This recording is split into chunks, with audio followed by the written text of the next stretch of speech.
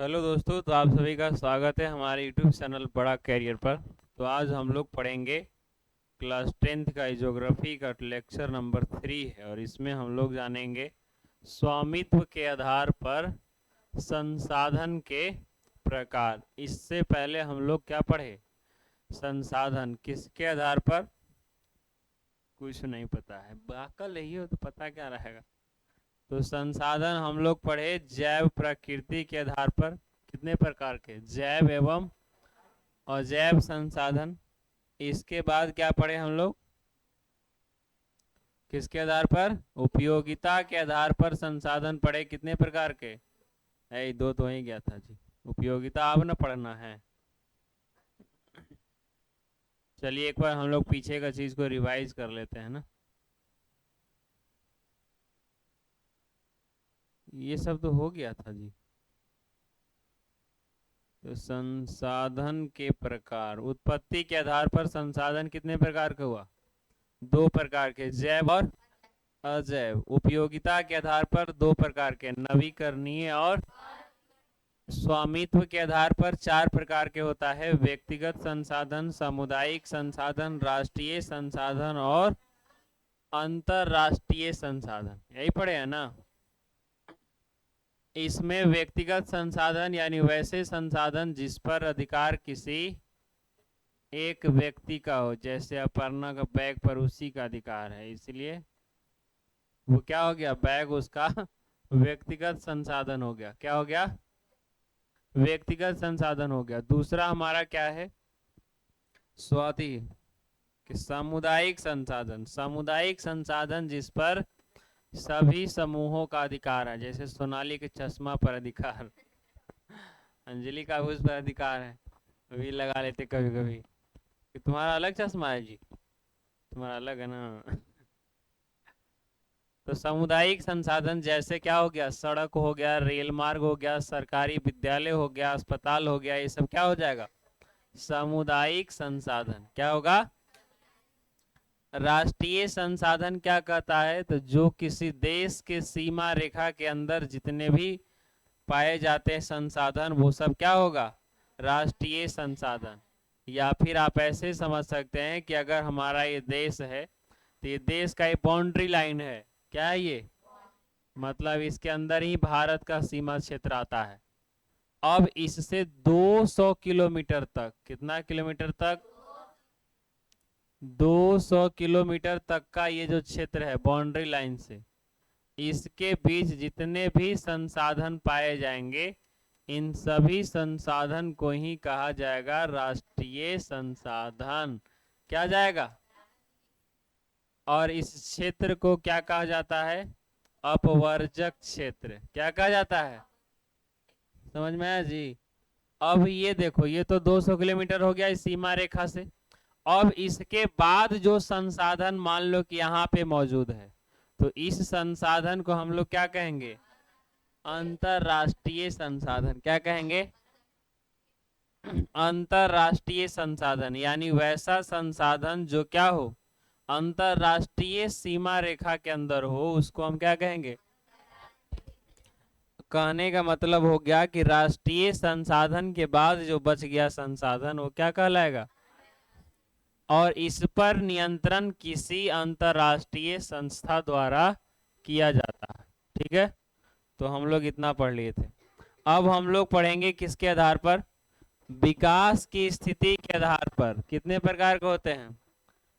संभाव्य संसाधन, विकसित संसाधन और भंडार संसाधन, और एक हमारा है संचित संसाधन। तो हम लोग सब पढ़ लिए हैं, अब आगे बढ़ते हैं।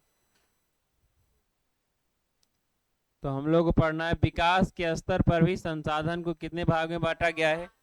चार भाग में। कितने भाग में? चार भाग में। पहला हमारा क्या है? संभावी संसाधन। क्या है? ऐसे संसाधन जो किसी क्षेत्र विशेष में मौजूद होते हैं, जिसे उपयोग में लाए जाने की क्या है? संभावना रहती है। इसका उपयोग अभी तक नहीं किया गया है। जैसे हिमालय क्षेत्र का खनिज जो है, जिसका उत्खनन अधिक गहराई में होने के कारण क्या है? दुर्गम है, मतलब मुश्किल है और महंगा पड़ रहा है। उसी प्रकार राजस्थान एवं गुजरात के क्षेत्र में पवन और सौर ऊर्जा की असीम संभावनाएं हैं, परंतु अभी तक इनका सही रूप से विकास नहीं हो पाया है। देखो, संभावी संसाधन कहने का मतलब क्या है? हमारे पास तो संसाधन है, लेकिन किसी तकनीक की कमी के कारण या वो संसाधन हमको अभी महंगा पड़ रहा है, इसलिए हम उसका उपयोग नहीं कर पा रहे हैं। क्यों नहीं कर पा रहे हैं? राजस्थान जो हमारा क्या है, मरुस्थल है, पूरा खाली है, बालू बालू ही है।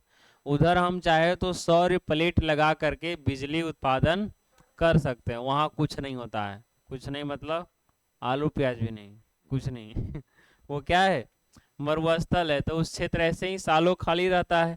तो उस पर क्या करना चाहिए कि सौर प्लेट लगा करके वहां से बिजली उत्पादन हो। लेकिन इतना आसान हो गया, पैसा रहेगा तब ना लगाएंगे। खाली है, पवन चक्की लगा सकते हैं। पवन पवन यहाँ लिखा हुआ है, पवन चक्की लगाएंगे, ऐसे लगा हुआ है, लेकिन और ज्यादा लगाकर हम वहाँ क्या उत्पन्न कर सकते हैं, बिजली उत्पन्न कर सकते हैं। लेकिन वो सब अभी क्या है, बहुत महंगा पड़ रहा है, इसलिए हम वो सब संसाधन का उपयोग नहीं कर रहे हैं। इसीलिए हमारा क्या हो गया, संभावी संसाधन। संभावी मतलब जो ये सब भविष्य का संसाधन है, आने वाला समय में ये सब संसाधन धीरे धीरे उपयोग में लाया जा सकता है और लाया जा भी रहा है। ठीक है, संभावी संसाधन समझ गए। अब आगे हमारे पास कहता है विकसित संसाधन। क्या कहता है, विकसित संसाधन। उससे पहले हम लोग एक ब्रैकेट में पढ़ेंगे क्या लिखा। कहता है, क्या आप जानते हैं गुजरात के भुज में सौर ऊर्जा का आधुनिक उपकरण बड़े स्तर पर लगाया जा रहा है। यानी गुजरात के भुज में, कहा, भुज जगह का नाम है, यहाँ पे सौर ऊर्जा का सबसे बड़ा स्तर पर, मतलब वहाँ सौर ऊर्जा उत्पादन किया जाएगा। मतलब सोलर सेल लगाया जा रहा है और वहां से बिजली उत्पन्न किया जाएगा। ऐसे लग भी चुका है। ठीक है, विकसित संसाधन क्या है, ऐसे संसाधन जिसका सर्वेक्षणोपरांत उपयोग हेतु मात्रा एवं गुणवत्ता का निर्धारण हो चुका है। मतलब पूर्व में भी यह बताया जा चुका है कि संसाधनों का विकास तकनीक और संभाव्य पर निर्भर है। देखो समझो, ये विकसित संसाधन क्या है। विकसित संसाधन मतलब हम लोग संसाधन को खोज लिए हैं। क्या कर लिए हैं, खोज लिए हैं। ऐसे संसाधन जिसका सर्वेक्षणोपरांत उपयोग हेतु, मतलब मात्रा एवं गुणवत्ता का निर्धारण क्या है, हो चुका है। संसाधन यहाँ पे मिला, हमको पता कर लिए हैं कि ये संसाधन हमारे लिए क्या है, उपयोगी है, लेकिन हम लोग इसका अभी उपयोग नहीं कर रहे हैं। जब हमारे पास दूसरा जगह कहीं खत्म हो जाएगा तब इसका हम उपयोग करेंगे। जैसे अभी कोई कहाँ रह रहा है, पटना में रह रहा है, कोई घर गांव में अपना घर बना दिया, तो उसका घर क्या हो गया, विकसित है। अब वो जब मन करेगा यहाँ से जाकर वहां रह सकता है। मतलब उसी तरीके से विकसित संसाधन क्या है, तो वैसे संसाधन जिसका यहाँ लिखा है सर्वेक्षणोपरांत उपयोग हेतु एवं मात्र गुणवत्ता का निर्धारण हो चुका है। मतलब वो सब हम लोग खोज लिए हैं, लेकिन उसका उपयोग नहीं कर रहे हैं, बाद में हम लोग इसका उपयोग करेंगे। तो ये क्या हो गया, विकसित संसाधन। अब कहता है भंडार संसाधन। भंडार संसाधन भी विकसित संसाधन ही है, क्योंकि भंडार संसाधन क्या है, हम लोग वहां संसाधन को स्टोर करके क्या करेंगे, रखेंगे। ऐसे संसाधन पर्यावरण में उपलब्ध होते हैं तथा मानवीय आवश्यकताओं की पूर्ति में क्या होते हैं, सक्षम भी हैं। उपयोग हेतु उपयोग प्रौद्योगिकी, प्रौद्योगिकी मतलब ज्ञान तकनीक के अभाव में इन्हें केवल भंडार संसाधन के रूप में देखा जाता है। हमारे पास संसाधन है, लेकिन हम लोग उसको अभी निकाल नहीं पा रहे हैं। क्यों नहीं निकाल पा रहे हैं, क्योंकि हमारे पास कोई तकनीक नहीं निकालने। तकनीक कहने का मतलब ज्ञान। अब कुआं में पानी है, निकालने का पता नहीं कि कैसे हम पानी निकालें। तो ये हमारा क्या हो गया, भंडार संसाधन। क्या हो गया, भंडार संसाधन। जैसे इसमें लिखा है, उदाहरण स्वरूप दिया है, जल हाइड्रोजन एवं किससे मिलके बना है, ऑक्सीजन का यौगिक है, जिसमें ऊर्जा की असीम क्षमता छिपी हुई है। लेकिन उच्च तकनीक के अभाव में ऐसे संसाधन का उपयोग नहीं कर पा रहे हैं। तो ये क्या है, भंडार संसाधन। हम लोग पता कर लिए हैं कि जो जल है क्या है, इसमें हाइड्रोजन है और क्या है, ऑक्सीजन है। इसमें बहुत ज्यादा ऊर्जा छिपा हुआ है, लेकिन हम लोग अभी इस ऊर्जा को उपयोग करने का कोई तकनीक नहीं तलाश पाए हैं। जिस दिन तलाश लेंगे उस दिन गाड़ी हमारा पानी से चलेगा।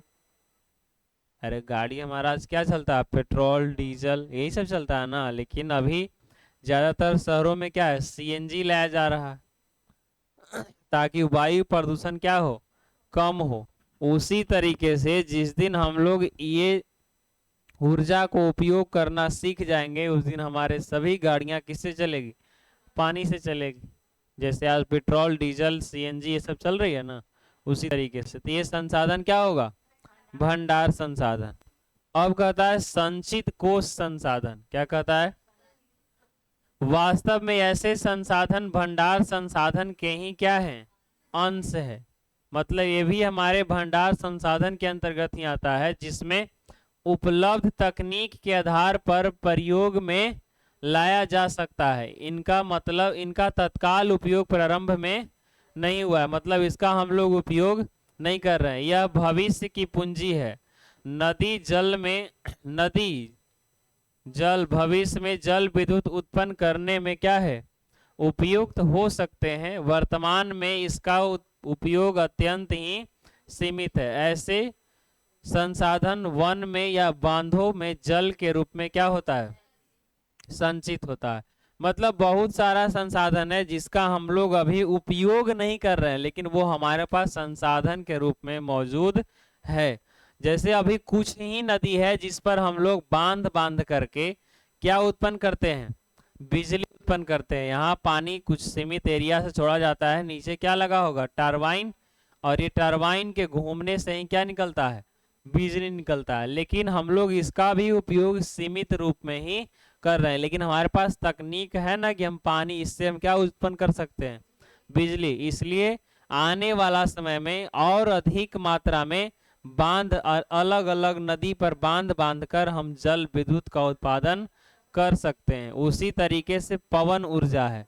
पवन ऊर्जा को हम और बड़े बड़े क्षेत्र में, राजस्थान हो गया, गुजरात हो गया, ये सब जगह में जहाँ हवाएं बहुत तीव्र चलती है, तेजी गई से जा, तो अपने घर में लगा लेगा पंखा, वो वाला लेकर दौड़ेगा तब नचेगा, वो वाला से काम होगा नहीं। वो क्या होना चाहिए, हवा तेज रहेगा तब वो क्या होगा, घूमेगा।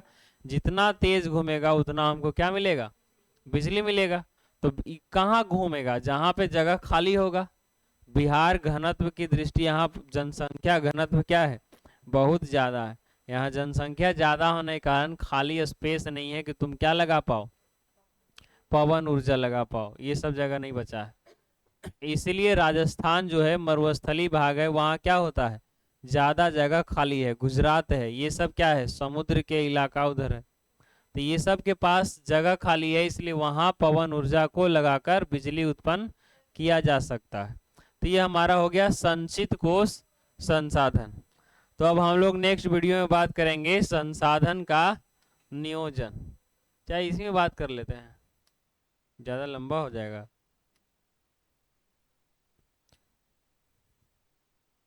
चलो हम लोग अगले में देखें।